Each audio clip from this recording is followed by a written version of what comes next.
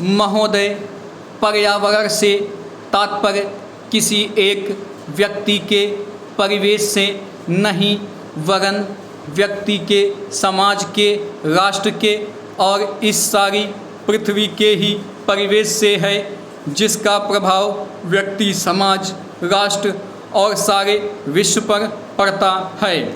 पर्यावरण से तात्पर्य पेड़ पौधों, नदी, पहाड़ या किसी तंत्र विशेष से नहीं वरन उस समग्र वास्तविकता से है जिस पर मानव मात्र का अस्तित्व और उसका संपूर्ण आध्यात्मिक एवं भौतिक विकास निर्भर है। अस्तित्व केवल शारीरिक स्वास्थ्य ही नहीं, मानसिक भी। स्वस्थ शरीर में स्वस्थ मन ही अच्छे स्वास्थ्य की परिभाषा है। शारीरिक स्वास्थ्य हमारे आहार पर निर्भर है, जिसका स्रोत इस पृथ्वी का जल, थल, वायुमंडल है। मानसिक स्वास्थ्य भी प्रकारांतर से इन्हीं पर निर्भर है, क्योंकि जैसा खाए अन्न वैसा बने मन। स्वस्थ जीवन पर सबसे अधिक प्रभाव हमारे चिंतन का, हमारी परंपराओं का और उन सब परिस्थितियों का पड़ता है जो हमारे ऊपर आरोपित हैं या की गई हैं या की जा रही हैं। इसलिए पर्यावरण या परिवेश में जल, थल, वायु ही नहीं बल्कि वे सारे घटक महत्वपूर्ण हैं जिनका कुछ भी प्रभाव हमारे जीवन पर, हमारी क्रियाशीलता पर पड़ता है। जैसे हमारे विचार, हमारे आचरण और हमारी परंपराएं एवं संस्कृति आदि। सदा से मानव की आकांक्षा उन्नति और विकास की रही है। जगत का अर्थ ही है गतिमान और गति दोनों ओर संभव है। उन्नति की ओर भी और अवनति की ओर भी। पहली को हम प्रगति कहते हैं, दूसरी को अगति, विगति, अधोगति या दुर्गति कह सकते हैं। वास्तव में मनुष्य ऐसा जटिल प्राणी है जिसमें अनेक विरोधाभासी और असंगत प्रतीत होने वाली प्रवृत्तियां और प्रतिक्रियाएं होती हैं।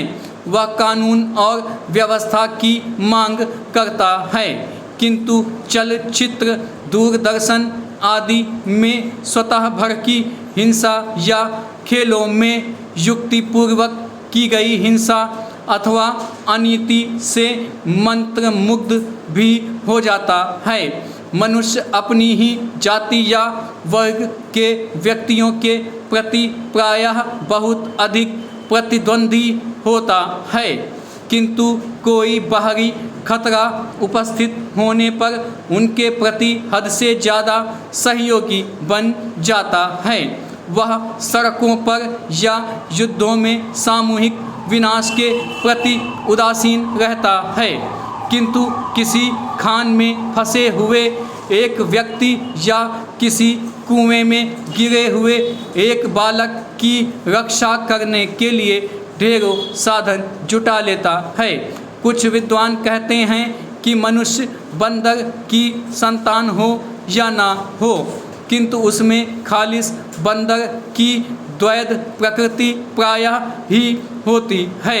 उसमें शाकाहारी बंदरों की भांति वृक्षों में उछल कूद करने की प्रवृत्ति तो होती ही है, साथ ही ऐसे बंदरों की स्वाभाविक जिज्ञासा भी होती है जो अत्यंत संगठित गिरोहों में रहते हैं और भांति भांति का मांस खाने में मजा लेते हैं। मनुष्य की ऐसी परस्पर विरोधी इच्छा आकांक्षाओं से निपटना असंभव होता है, फिर भी किसी प्रकार का संतुलित मध्यम मार्ग अपनाना अनिवार्य होता है।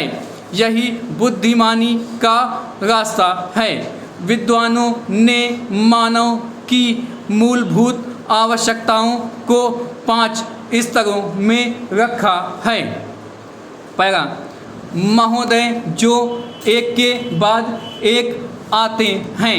शारीरिक आवश्यकताएं यथा भोजन, कपड़ा, मकान और आराम जीवन की मौलिक आवश्यकताएं हैं। दूसरे स्तर पर आती हैं सुरक्षा और भविष्य के प्रति निश्चिंतता। इनके लिए मनुष्य भांति भांति की वस्तुओं का संग्रह करता है।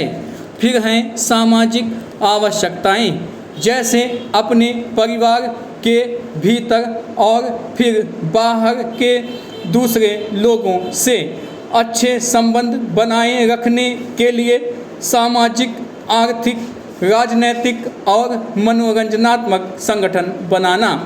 चौथे स्तर पर हैं अहम संबंधी आवश्यकताएं, जैसे आत्मसम्मान, आत्मविश्वास और आत्मतुष्टि आदि। आत्मपरितोष अर्थात उन्नति, विकास और ख्याति प्राप्ति के क्षमताओं को साकार करना व्यक्ति की अंतिम और उच्चतम अपेक्षाएं हैं। इन आवश्यकताओं की पूर्ति के लिए मनुष्य अपने आसपास उपलब्ध पर्यावरण का दोहन करता है। जल, थल, वायु ही नहीं, पेड़ पौधों, पशु पक्षी, जीव जंतुओं तक का उपयोग करता है। सभी शक्तियों का, यहाँ तक कि सबल व्यक्ति अपने से निर्बल व्यक्तियों तक का दोहन करता है, जो शोषण की सीमा तक पहुँच जाता है। इसके लिए भांति भांति की तकनीकें खोजी और अपनाई जाती हैं। प्रौद्योगिकी ने मनुष्य को भांति भांति की आवश्यकता की वस्तुएं अभूतपूर्व प्रचुरता से देकर संतुष्ट किया है और आवश्यकता की सीमा रेखा भी खिसकाई है। विलासिता और सजावट की ऐसी सामग्री भी दी है जो अब बहुत कुछ आवश्यकताओं में गिनी जाने लगी है। स्वचल वाहन, दूरदर्शन, धुलाई मशीन, सफाई मशीन, सिलाई मशीन, स्टोव, चूल्हे, मिक्सी, फ्रिज आदि आदि अब बहुत से लोगों के लिए अनिवार्य आवश्यकता की कोटि में आ गई हैं। तकनीकी और औद्योगिकी से यह सब संभव हुआ है, किंतु एक ऐसा अल्प वर्ग भी है जिसके लिए विलासिता आवश्यकता की कोटि में आ चुकी है। विज्ञान की जन समुदाय के लिए तो मौलिक न्यूनतम आवश्यकताएं भी विलासिता ही बनी हुई हैं। औद्योगिकरण के सहारे मनुष्य ने जितना भी विकास किया है उसे वह उन्नति कहकर संतोष करने लगता है और अपनी द्वैध प्रकृति के कारण यह ध्यान नहीं देता कि इस विकास से वर्ग भेद पनपा है। अमीरी गरीबी के बीच की खाई चौड़ी हुई है। जो व्यक्ति मानव की समानता, समाजवाद या साम्यवाद के गीत गाता है, वही अपनी द्वैध प्रकृति के कारण अपने पर्यावरण, यहाँ तक कि मानव के भी शोषण के नए नए तरीके खोजता है।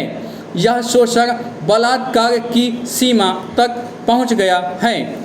मनुष्य ने अपनी बुद्धि का प्रयोग किया, फलस्वरूप भांति भांति का औद्योगिकरण हुआ। जल, थल, वायु सब प्रदूषण के शिकार हो गए। जितना ही अधिक विकास हुआ उतना ही अधिक विनाश हुआ। प्राकृतिक संपदा का भीषण ह्रास हुआ। व्यापक वन विनाश से भूमि बंजर और मरुस्थल बन गई। एक बड़ा हवाई जहाज एक दिन में जितनी ऑक्सीजन खर्च करता है उतनी ऑक्सीजन 17,000 हेक्टेयर वन में तैयार होती है, और वन बचे ही कितने हैं। इस उद्योग प्रधान सभ्यता का केंद्र पूंजी है और धर्म स्वार्थ है। मनुष्य का शोषण कर रहा है। देश देश का